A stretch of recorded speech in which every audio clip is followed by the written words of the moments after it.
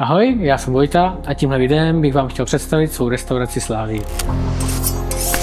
Místo, které jsem budoval s vizí poctivé kuchyně, příjemné atmosféry a prostoru, do kterého se budou lidi rádi vracet.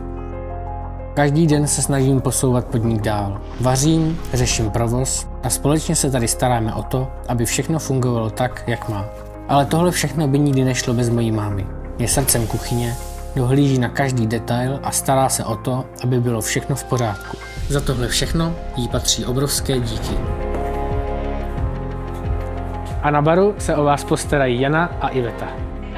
Jana je energická, pohotová a její smysl pro humor vám dokáže vždy zvednout náladu.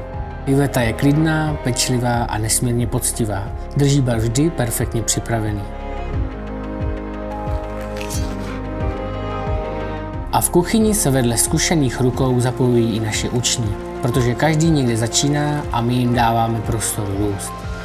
A stejně, jako si zakládáme na lidech, zakládáme si i na prostorech, ve kterých vás hostíme.